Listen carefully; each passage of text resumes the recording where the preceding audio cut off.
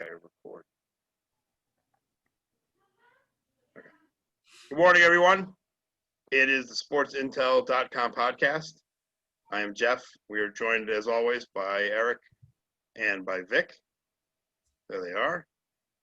We are here today to talk about week number 8 of the National Football League season. I had to kind of count there for a second, make sure I had that number right. But yeah, week 8. And maybe a little college football chat as well as we look forward to this weekend's action. But before we get started, I just wanted to say something real quick. I'm sure many of you heard the news that came out of Boston yesterday that Travis Roy passed away yesterday at age 45. For those of you that don't know, Travis Roy was the freshman hockey player at Boston University. Actually, the 25th anniversary was last week. It was October 20th, 1995. He was a freshman for BU, and he took the ice for his first ever shift in a college game, and 11 seconds into the shift, he collided with the boards and broke 2 vertebrae in his back and was paralyzed for life. And his story, not just in Boston, really across the world. I mean, he was an inspirational story to a lot of people. He raised a lot of money for spinal cord injury research, and he transcended sports. Even though he only played the 11 seconds, he made an impact on a lot of people's lives. And so it's kind of a sad day. I'm sure if you go on Twitter, you can go to pretty much any of the sports teams in Boston, any of the college hockey programs in the country, all over the country, the NHL, all offering their condolences today. Bill Belichick actually in his press briefing this morning offered a little tribute as well. So it's just a kind of a sad day, and I know everybody with Sports Intel and really everybody in the sports world, thoughts and prayers to the family of Travis Roy, and his legacy, I think, will live forever. So I just wanted to just acknowledge him, and he was a special guy, and he'll be missed. So with that, back to our regularly scheduled football talk. Got a big weekend coming up, but we don't have a ton of time today on the show. We're going to kind of just go through it. So Vic, let's just start right off the top. What you're looking at this weekend? What games are of most interest to you? And Eric will get yours as well. And then I, of course, have to. I have a new tradition to uphold, and I've got one that we'll talk about a little bit later. Go ahead, Vic. What games are standing out to you today? I know you'll have your Vic's picks for the site later today. What should we expect to see on there? Yeah, as always, check out sportsintel.com for the write-ups. But I think it's a really tough card this weekend, and that's why I always like talking to you guys to kind of get a feel for your pulse on some of these games. But I'll go through a couple of them. One of my favorite picks this weekend is definitely the Denver Broncos. I know that's kind of a hold your nose kind of pick, but I think that they win this game straight up. It's against kind of your Chargers, Jeff. I don't know if they're your Chargers. We should talk about that. Or they're not real. No. I'll give. Well, yeah. Well, you got a second?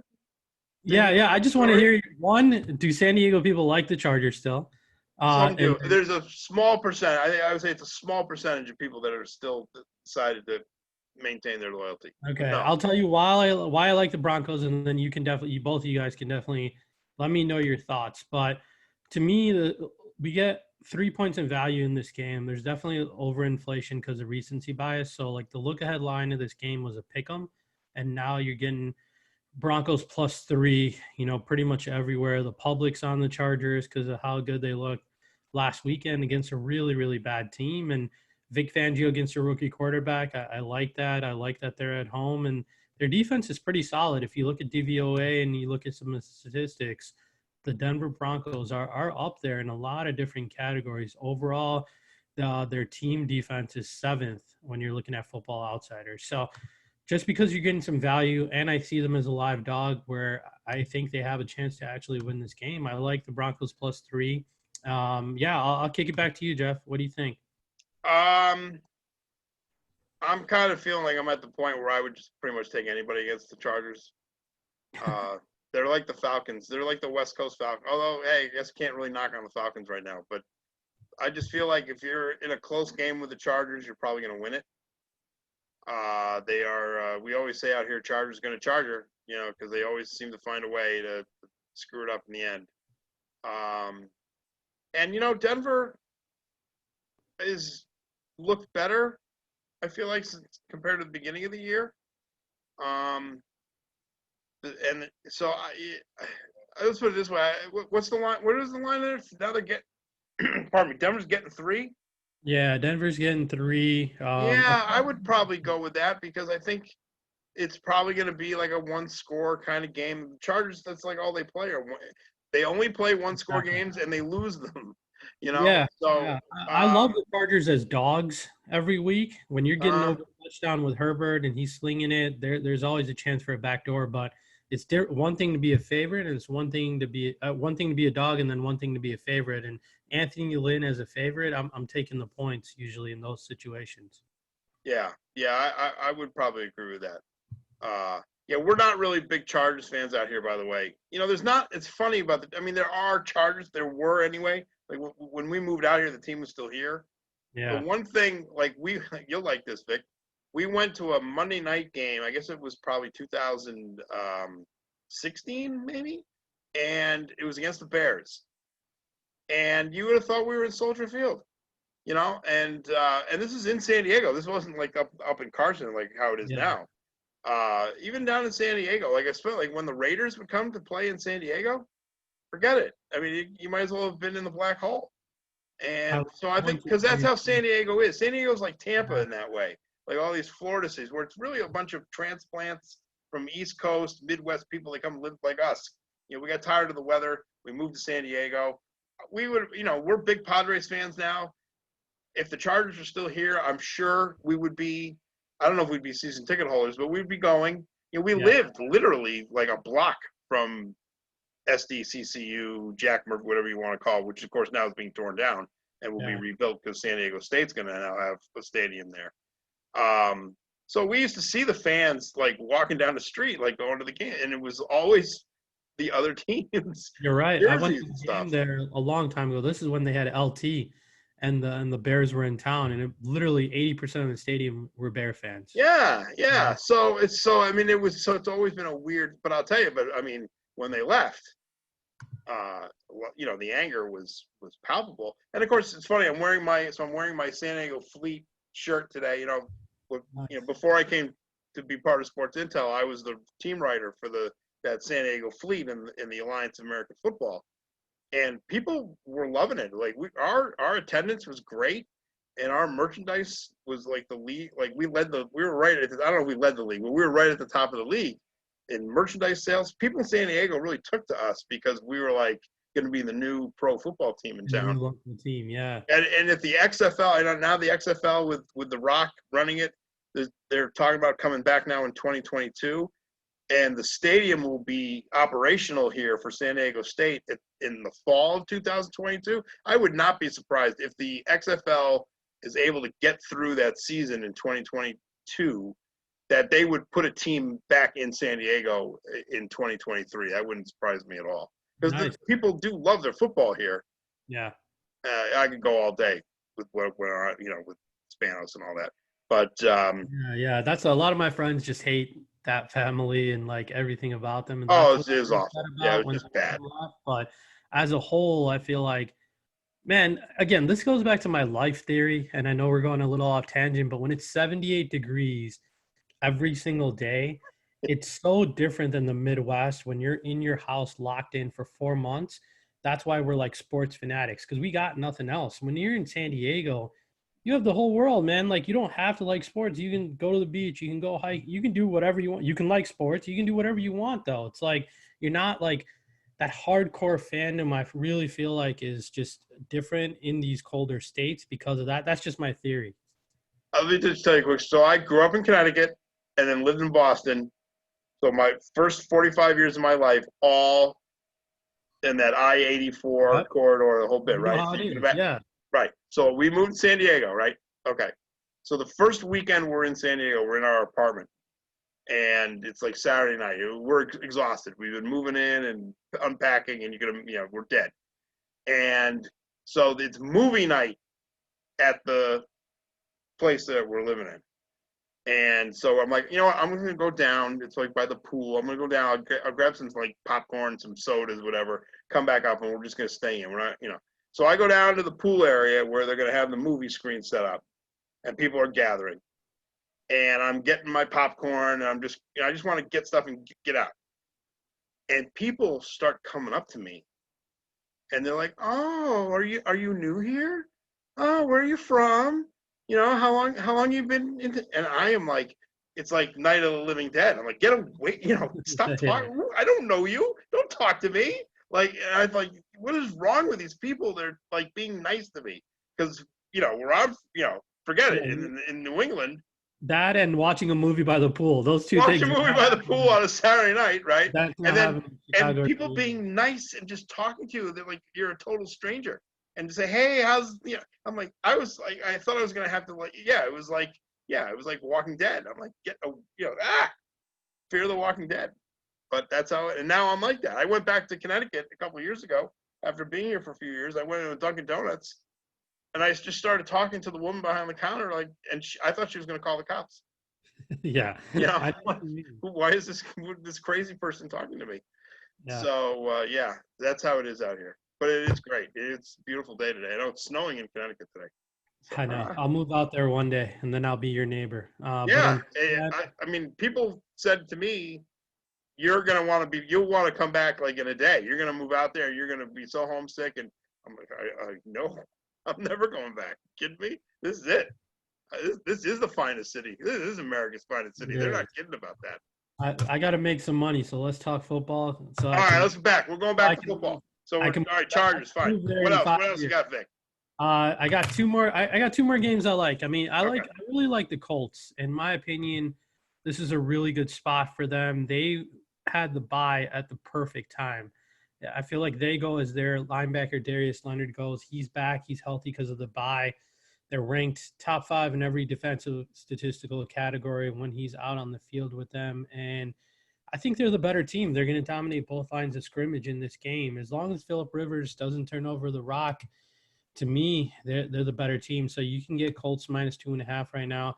I hate taking little short road favorites, but in this type of year, that's kind of out the window. I know we've talked about that in the past as well. So I like the Colts there. And then the last game that I also wanted to pick both of your brains on, because I know Eric has an opinion on the Patriots, and then Jeff, you know your squad, is the Pats-Bills game. To me, this is a game the Bills have literally been waiting for since we grew up, like Thurman Thomas, Jim Kelly days. Like the Patriots have been good since then. Like literally they've ruled the division. So this is finally like their moment where if they win this game, they're like, yeah, we own this division now, right? Because the Pats are kind of on the ropes on the way down. And so I feel like they've had this game circled the entire year.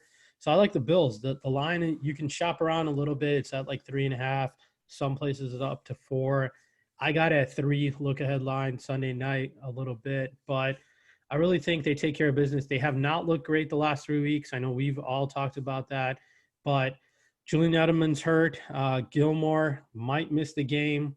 To me, Bill Belichick is again like playing chess when we're all playing checkers because he's been planning this tank season all along, in my opinion. So that's how I see it because all the guys opted out for COVID. Most in any team in the league. He signed Cam Newton, Eric's boy, because he probably knew that Cam might have been done. So he's like, let me put him out there, sign him for nothing.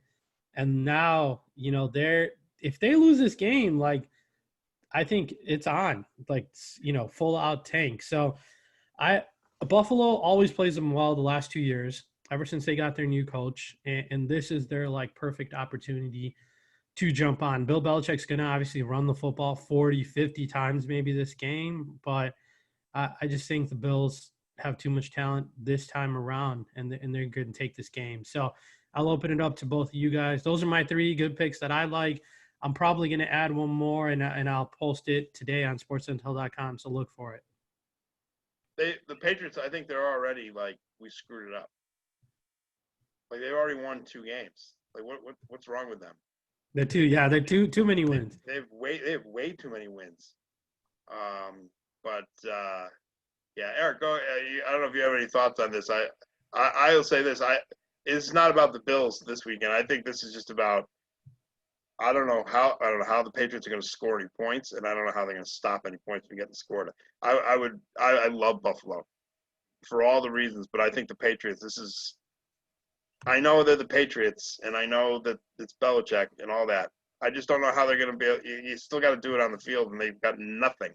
So, and against the fired up Bills team, it is a bad spot for the Patriots. The Bills are 8-4 over the Pats, in their history, and I see them coming out and just demolishing Cam this game. I don't think he's going to be able to find anything open to produce on the offense. I think that the Bills defense is going to really control the momentum of virtually the entire game. So it's going to be a good contest, but like you guys, I have to say that the Pats aren't going to be able to turn around, and that's not necessarily a slam on Newton. He's not going to be able to produce, but it's overall the offense is just not there this year. Right. And I think it's going to show substantially in the game against the Bills. Especially with Edelman now being out. Those other receivers just are not – they're just – if you're a defense now and you don't have to worry about Edelman, well, you can just tee off. I mean, I just don't – I know – right, the Patriots will probably try to run the ball as much as possible. But, if the Bills can get out to a quick – like, say they get out to like a 14-0 lead, like right off the bat, then what are you going to do? And we don't know if those receivers are good or not. Like, we know Edelman's solid and he's always been good, right? And so, again, like, they haven't shown that they're good. Maybe a little flash here and there, but that's with Edelman on the field. Now defenses don't have to account for Edelman, so they can really focus on locking these guys down. Exactly. And that is just no tight end of any kind to speak of. They haven't been that – Buffalo hasn't been that good against the run, but to your point, that's why, again, with Edelman out and no tight end to speak of, now they can move some guys up into the box, right? And make guys in the box. Right? Like, hey, let's see if he can beat us deep, right? So, again, that helps them out a lot with Edelman out. They just can't stretch the field. We saw it with Drew Brees a little bit those first couple of games until he finally adjusted, but this is the first game out without Julian Edelman. So I see the Bills moving up and trying to make them beat them over the top. Yeah, it's a tough spot. I'm surprised the line hasn't actually moved more, since an Edelman's been announced as being out. It's crazy, so here's a little tidbit I got from some Vegas odds makers. Like a couple years ago, I did a piece on Odell Beckham and how much he was worth to the point spread. Because a lot of people see superstar receivers and they're like, well, why doesn't the point spread move a lot, right? And it was surprising to me at that time, but most of these superstar receivers, they only value them up to like a point, point and a half at most if it's like a Julio or someone really, really good. But the rest of them are like 0.5 or half a point, and that's about it. Quarterbacks are the only real ones that move the needle that much to where we're like, oh, wow, this spread jumped. It's like 6-7 points if Rodgers is out, for example. But that was surprising to me. So Odell at the time, this is when he was the best of the best, not the last couple of years. It's when he signed that extension. And most odds makers, I talked to 3 different ones, they were like a point and a half. So, and we've seen this one creep up to 4 now. So I think they've gave Edelman 0.5 in this case. Yeah. Well, we'll see. I think they're in a tough spot. So I want to jump back real quick just to pick Vic's brain. The Broncos coronavirus issues today. They're shutting down I saw that. and aren't going to be able to pick up back up until tomorrow. How is that going to affect the game? I saw that. So the line is off the board at a few books. I mean, they're kind of officially waiting to see who else is out. So that's kind of like the wait and see right now, I think, is who else has been affected. Because we've seen a lot of these cases now. Now that we're 8 weeks in, we know like usually it's either like false positive or these guys come back or one guy is missing the game, not the entire line. Like we saw the Raiders last week is a good example, right? One of the O-linemen was out. They sent all O-linemen home. Just him missed the game. Everybody else came back, right? So it is going to be something to keep an eye on. It's tough, man. It's like with the virus this year than more years past is like usually I try to get some bets earlier in the week because where I find some value. But nowadays it's like you kind of got to wait till game time to see like just, or Saturday night is when Schefter kind of, tweets out. And then I send you guys on our chat like who's out, who's in. Because, I mean, if the Broncos are missing their entire old line, for instance, then my Broncos bet is pretty much dead, right? So it's interesting this year to see. But, yeah, it's kind of wait and see. I mean, I took some Broncos at +3. I didn't go as big as I wanted because I saw that this morning. So I think it's all kind of wait and see this year, depending upon what happens in each individual case. All right. Hey, Vic, can I get a high five? Can I get a high five? All right. High five. Okay. What did I say last week? Who did I tell you guys to pick? Who did I tell you guys to bet on last week? Yeah, you've been on fire. Well, A couple of them. Specifically, who did I say? So many. No. Well, who's the one? The one that you guys said I was crazy. Oh, the Jets. The Jets. Yes. Jets, Jets. So I gotta ask. I said you were crazy, but I liked it. So that was the only little caveat. I just said I didn't want to bet on it myself. I had to sweat it out near the end. I was like, oh, here they're up, they're down 5, and I watched the Bills score a touchdown and win it by 20. But it didn't happen. But I want to ask about the crazy line of the week. Once again, with our friends the Jets. When you see a line that's 21 points, and I know it's the Chiefs, and I know it's the Jets, how tempted are you to play a little bit of that because that's such an outrageous line? It is. I mean, normally speaking, anytime you see a spread that big, and you very rarely see one that big, you're supposed to take the dog. Like I read some stat. I could be one or two numbers off here, but it was like this: any line above 19 points has only happened like 16 times, and it's 16-0 straight up, but only 3-13 against the spread. So, taking the dog in this type of scenario has made people a lot of money.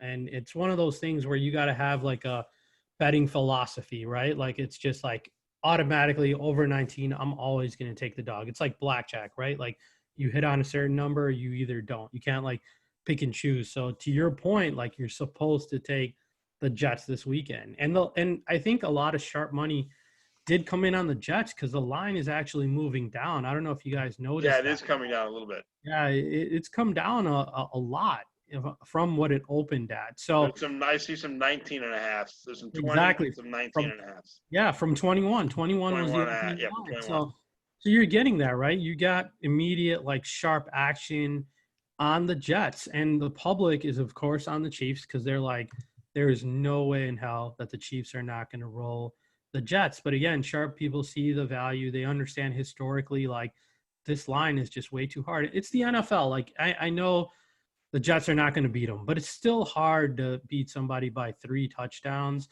especially. So let me rephrase that. So like these good teams like the Chiefs and we've seen blowouts in the past, right?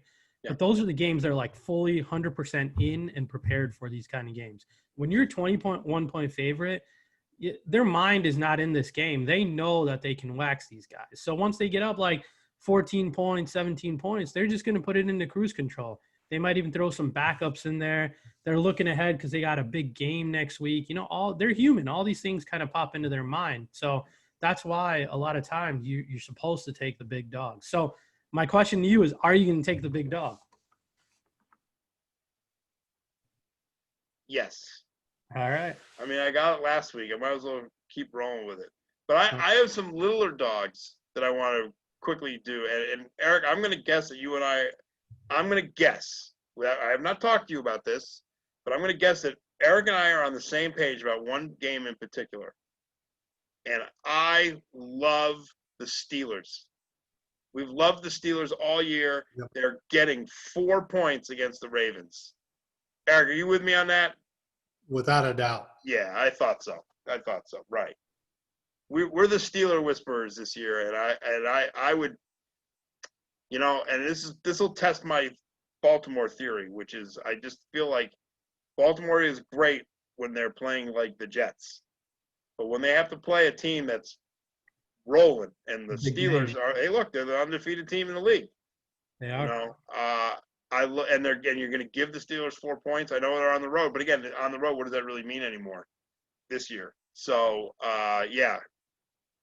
Eric, what do you think? High scoring though, or low scoring?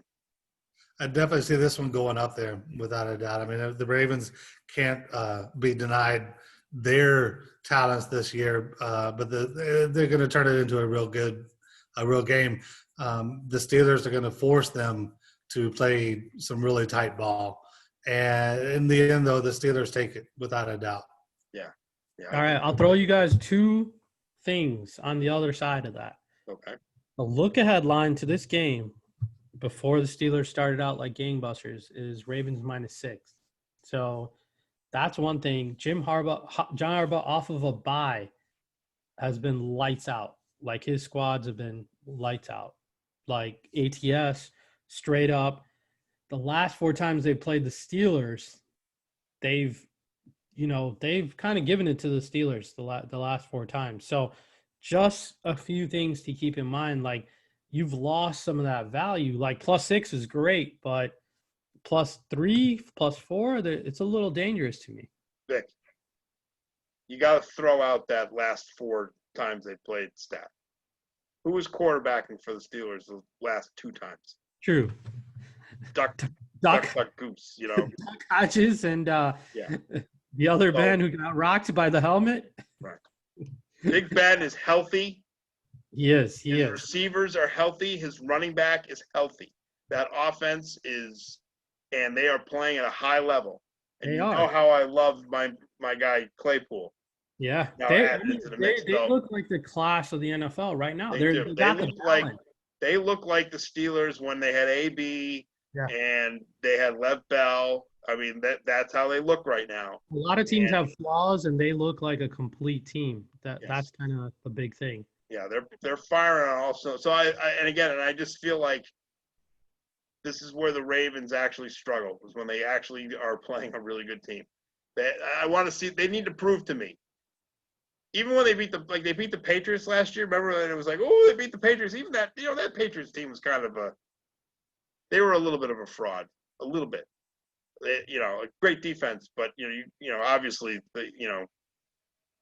they weren't the same TB12 team on offense. True. So even that win didn't really impress. It wasn't as impressive as it was made out to be at the time.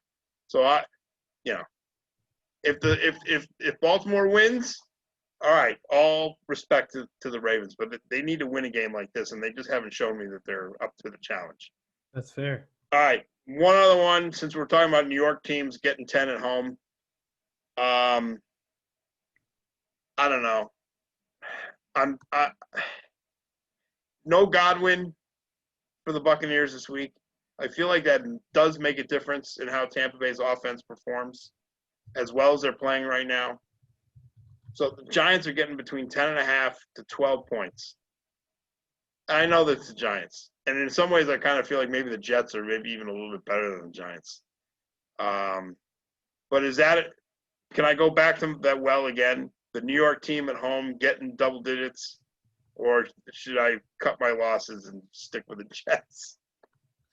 Can the Giants make a game of this? it's a good spot for them, especially if you think about like no Godwin traveling. They're probably trying to get out of that stadium without any injuries, and then they got a big game coming up. So it does seem a tad bit high to me. This is again one of those kind of spots similar to your Jets spot. It's like a lot of sharp people normally you get in double digits at home. That usually you take that, and um, the only thing that concerns me is just that Bucks defense is pretty nasty. I mean, we saw it against Rodgers. They're ranked, number one overall on Football Outsiders defensively. Number one against the pass, number two against the rush. So, how many points are the Giants going to score? Like, I don't see Bucks putting up, 45 like last week. I think they're going to be in cruise control once they get up a little bit. But can the Giants get 10, 13 points? Like the Bears offense is like the Giants offense. The worst three offenses in the NFL are the Jets, Giants, and the Bears. And like, so when the Bears play, I'm always like, can they score 2 touchdowns in this game? Like, I don't know. Can the Giants get 10, 13 points? What do you think? Yeah, I'm not sure. Like I think that's what gets it done. If they can score 13 points, like I feel like they can cover the spread at least, but can they get to 13, 14 points? I don't know. Yeah. I wonder. I just don't think the Tampa offense will perform as well this game. I just feel like Godwin being in and Godwin being out makes a huge difference for them. He is. And they don't have AB yet, so like once he's in the mix, then it won't really matter. But I don't know. And you know how I feel. And again, in some spots you can get 12, and that line opened at like 8.5, and now you can get 12. Yeah. I mean, I wouldn't mortgage the house or anything, but I would have last week though on the Jets. I love that. I'm so happy that hit because I loved it. I knew that was. I just knew. But I don't know. Yeah, it's just I was curious to see your opinion. I probably would. I think I would stay away. And then once it happens this Monday night, I'll be like, damn, should have. But I mean, I feel like if you want to bet it, you might as well wait till Monday night. You might even get 13 because everyone's maybe Bucks, right? So you still have a little bit of time. I don't think true. you're gonna like lose out. To me, anything over 11 is like good value. So you might as well, if you can get 13, that's huge. All right. I got to ask about one college game because it's just, to me, it's just fascinating to see like how the line has moved and the situation. Clemson opened the week. They were a 32-point favorite over Boston College with an over-under of 62. We find out last night that Trevor Lawrence has got the COVID and he is not playing. But this is what I thought was interesting. Pretty much across the board, the spread went from 32 to 24. But MGM still has their line at 28. They did not go with the pack. So their line is still 28. Everyone's over under went down to like, again, it moved about 8 points. Went from 62 to 54, except MGM, which has kept it at 59. Now, I couldn't even tell you who the backup quarterback is at Clemson. But if you got a chance to get 28 when the original line was 32, and you got a chance to get an over-under of 59, you can take the under at 59.5 when the line started at 62 with Lawrence not being there. Don't you have to bet that? I mean, I don't know about 24, but if you're going to get those extra 4 points with the backup quarterback, boy, I think I'm all in. I think so, right? What do we think? I know we're not as big on college as we are on the NFL, but boy, that one particular line is just screaming to me. And Boston College, I guess, is okay. They're not that bad. Not bad. I like getting extra points in anything. Every point counts. So yeah. I just don't mess with college too much, man, because I feel like the best teams just roll. It doesn't matter sometimes. So I'll defer to Eric on that one. Yeah, Eric, what do you think? That's on. I gotta, if Lawrence is out, then I think Clemson's got a very difficult chance at this game. The backup quarterbacks, and don't ask me to pronounce either of their names because they're just way out there.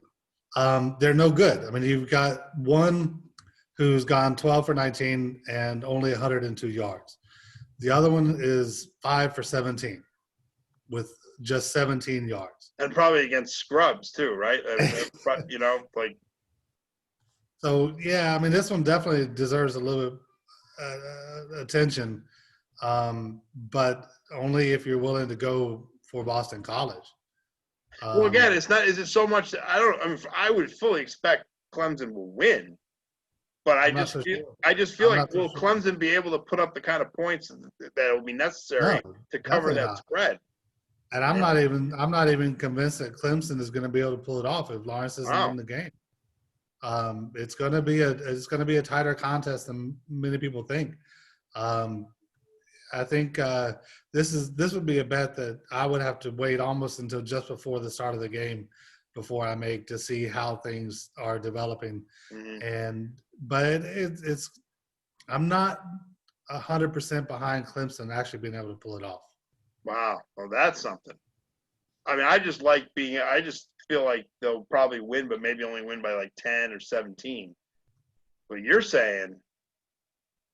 This could even come down to a fluke where you've got an interception on one of the last plays of the game, and Boston College takes it in for a touchdown. That would be insane. It could be one of those games. I would certainly look at I would probably also look at it. Whatever the Travis Etienne props are, take the over. Because they're going to hand it off to him about 100 times. That's the thing. I mean, I would imagine that's what they will do. They'll just put it in his hands and let him get 100. He'll probably rush for like 180 yards and a couple of touchdowns, but that might be the extent of their offense. And it would probably be good enough. We'll see. I didn't even entertain the thought of Clemson not winning the game. So we'll see. Maybe. It's just a matter of, how good is Boston College? I think they're okay. But I don't know, even with Lawrence not being, I don't know if they can win. But we'll see. But Eric, before we go, UNC is giving 7 to the Cavaliers. Up or down? I got to take it, and that's not because I'm a Tar Heel fan. I just think that they're playing hell of a good football this year. Right. They've been on top of it, and I think they're going to be able to continue their run. Yeah. 7's not too much. That doesn't scare you? No. Right. Not at all. Good not enough. In this game. Not in this game. All right, good enough. All right, well, there you go. That's our show. We will be back on Tuesday, hopefully to talk about how smart we were over the weekend. Jets, Jets. Right? We're the only people in the world rooting for the Jets this weekend. So for Eric, go Heels.